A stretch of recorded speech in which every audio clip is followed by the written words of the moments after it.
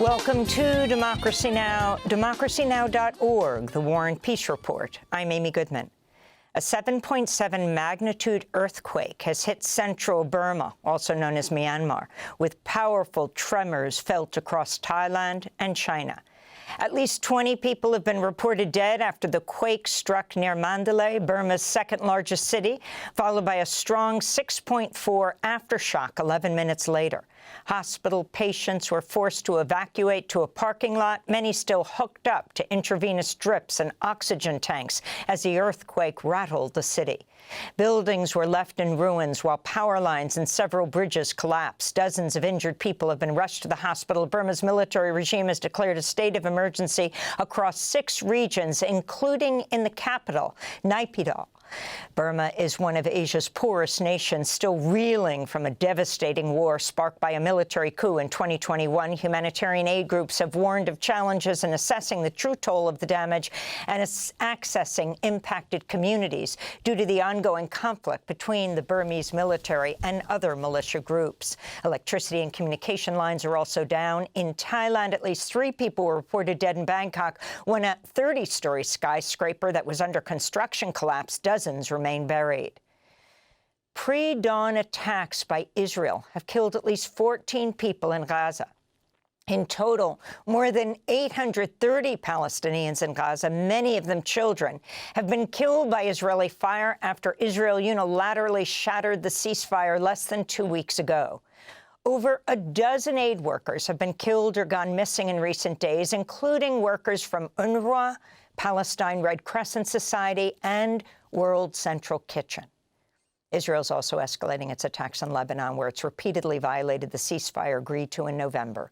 A strike this morning in the southern town of Kfar Tibnit has killed at least 1 person and injured 8 others, including children. Meanwhile, scenes of chaos are being reported in the capital, Beirut, after Israel issued warnings to residents in the Hadath neighborhood it was about to bomb the area. U.S. Secretary of State Marco Rubio confirmed the revoked visa of Rumeysa Ozturk, a Tufts Ph.D. student who was abducted on the streets of Somerville, Massachusetts this week by plainclothes federal agents. Ozturk was targeted for writing a student op-ed about Tufts' response to Gaza solidarity protests.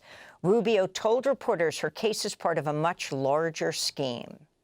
Might be more than 300 at this point. We do it every day. Every time I find one of these lunatics, I take away their visa. You're saying it could be more than 300? Sure, I hope. At some point, I hope we run out because we've gotten rid of all of them. But we're looking every day for these lunatics that are tearing things up. And by the way, we want to get rid of gang members, too. In related news, a federal court in Newark is hearing arguments from the lawyers of Mahmoud Khalil today, as they argue for his case to be transferred to New Jersey and for his release from federal custody. Khalil, a former protest leader and negotiator at Columbia's encampments, was first detained, taken to New Jersey after he was arrested by ICE agents at his home in Manhattan earlier this month. He was in Columbia housing. The U.S. has reached an agreement with the Colombian government that would allow the 2 countries to share biometric data collected from immigrants and asylum seekers. Homeland Security Secretary Kristi Noem praised the deal, claiming the measure would target members of criminal organizations. Colombia has become a hub for Venezuelan immigrants and others as they journey north to the United States. The agreement signals a major shift within the government of Colombian President Gustavo Petro, who had previously signaled he would not collaborate with Trump's inhumane immigration crackdown. In El Salvador, protesters took to the streets of the capital, San Salvador, to mark 3 years since President Nayib Bukele enacted a state of exception that limits constitutional protections and grants unlimited powers to Salvadoran armed forces to arrest people suspected of being gang members. The policy has also been used to target human rights advocates, land and water defenders, and others critical of Bukele's government. Some 85,000 Salvadorans have been arrested and jailed over the past 3 years without due process as their relatives demand their release. Human rights groups have documented gross violations, with dozens of Salvadorans reported dead in police custody. Tens of thousands are being indefinitely held at the same maximum security mega prison complex where the Trump administration unlawfully sent hundreds of Venezuelan immigrants and asylum seekers from the U.S. We condemn arbitrary actions taken by President Donald Trump and followed by de facto President Nayib Bukele. We think it's a policy to criminalize poverty, a xenophobic policy. The fact that the Salvadoran state submits to these kinds of measures is an absurd submission to the criminalizing policy of the U.S. In Turkey, police forces deployed pepper spray, rubber bullets, water cannons on student protesters who gathered in Istanbul Thursday defying a ban on demonstrations. Massive protests have continued in Turkey for over a week following the jailing of Istanbul's mayor, Ekrem İmamoğlu, seen as the biggest rival to President Recep Tayyip Erdogan ahead of elections. Over 1,900 protesters have been arrested since last week. Meanwhile, the Turkish government's escalating its crackdown on journalists, imposing a 10-day broadcast ban on an opposition TV channel. Very harsh penalties have been issued to silence the opposition and threaten those who broadcast freely. Unfortunately, RT UK and this government is not only blacking out channels, it is also blacking out universities, young people, and their hopes. Turkey Thursday deported a BBC reporter amidst President Erdogan's crackdown on the press. Mark Lowen was taken from his Istanbul hotel Wednesday and detained for 17 hours before being removed from Turkey. U.S. airstrikes pounded at least 40 locations across Yemen early today, including in the capital Sana'a, as the Trump administration continues its military campaign against the Houthis. At least 7 people were injured, according to early-on-the-ground reports. A coalition of advocacy groups, Dawn, Action Corps, and Just Foreign Policy, are demanding an end to the U.S. attacks, saying they violate the UN Charter and that, quote, Congress should stop strikes on Yemen and uphold its sole authority to declare war under Article 1 of the Constitution and the 1973 War Powers Resolution, unquote. At least 57 people have been killed since the U.S. bombing started on March 15th after Houthi fighters said they would resume Red Sea cargo attacks over Israel's renewed all-out war on Gaza. Federal Judge James Boasberg has ordered top officials, including Defense Secretary Pete Hegseth, National Security Advisor Mike Waltz, Vice President J.D. Vance, and Secretary of State Marco Rubio, to preserve all communications sent on a Signal group chat in the lead-up to the March 15th attack on Yemen. The watchdog group American Oversight sued over the officials' use of Signal for the exchange, which accidentally included the editor-in-chief of The Atlantic magazine. Attorney General Pam Bondi has indicated the Justice Department is not planning to investigate the matter, despite growing bipartisan calls. Meanwhile, Axios is reporting Minnesota Democrat Congressmember Ilhan Omar is planning to introduce articles of impeachment against Pete Hegseth, Mike Waltz, and CIA Director John Ratcliffe. The Department of Health and Human Services announced it's cutting 10,000 jobs. Combined with the wave of early retirements and buyouts since Trump came to power, the department will lose roughly a quarter of its workforce, going from 82,000 down to 62,000 workers. Health Secretary Robert F. Kennedy Jr. said agencies will also be consolidated as part of the plan. The cuts will gut key agencies, including the CDC, FDA, and NIH, and set back decades of advances in public health, many charge. Washington Democratic Senator Patty Murray said, quote, in the middle of worsening nationwide outbreaks of bird flu and measles, not to mention a fentanyl epidemic, Trump is wrecking vital health agencies with the precision of a bull in a china shop, the senator said. This comes as a leaked White House memo shows the Trump administration is preparing to lay off between 8 to 50% of federal workers across 22 agencies under the first phase of DOGE cuts. The plan includes axing half the staff at Housing and Urban Development, 30% of the staff of the IRS, and 8% of Justice Department staff.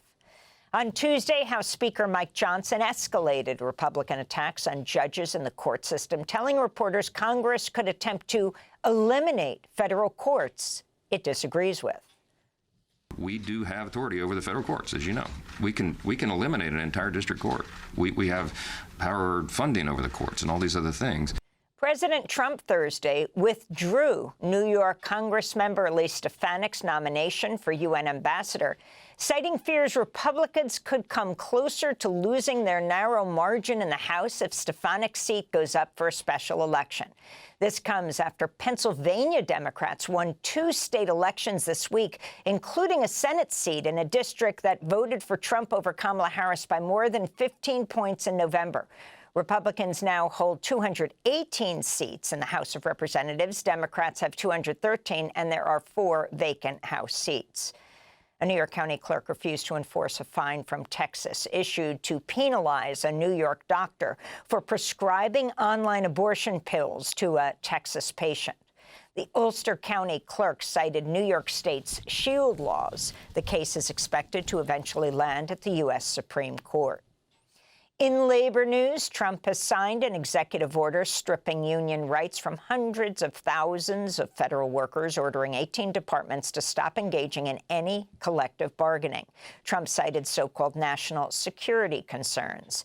The American Federation of Government Employees is challenging the order in court and said in a statement, quote, Trump's threat to unions and working people across America is clear. Fall in line or else. These threats will not work, unquote.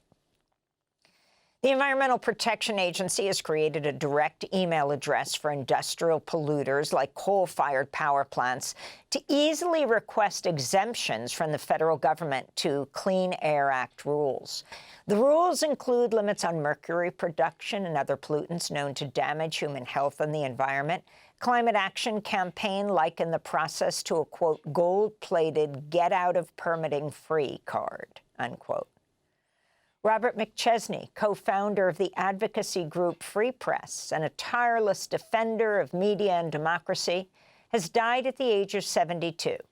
Bob McChesney was a prolific author with nearly 36 books on media, democracy, and digital rights, including Rich Media, Poor Democracy. He was also a beloved professor at the University of Illinois, Urbana-Champaign. Bob McChesney appeared on Democracy Now! Multiple times over the years.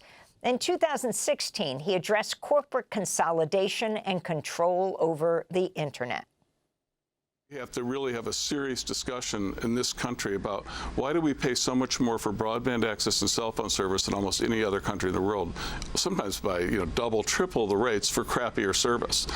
Is having these private companies, who are sort of the equivalent of the health insurance companies, gouging us and setting super high prices and paying off the regulators and politicians, a very rational way for a free society to have this central component of our communication infrastructure controlled. That was Robert McChesney speaking in 2016. He's just died at the age of 72. You can see all of our interviews with him at democracynow.org. And in his latest attack on cultural institutions, President Trump signed an executive order Thursday appointing J.D. Vance to eliminate, quote, divisive race-centered ideology, unquote, from Smithsonian museums, research centers, and the National Zoo. The order, called Restoring Truth and Sanity to American History, aims to remove exhibits and programs that portray U.S. history and values as, quote, inherently harmful and oppressive. It cites in particular the National Museum of African American History and Culture, which opened in 2016. The Smithsonian operates independently since it was established as a public-private partnership by Congress in 1846. It receives roughly 60% of its funding from the federal government. And those are some of the headlines. This is Democracy Now!, democracynow.org, the War and Peace Report.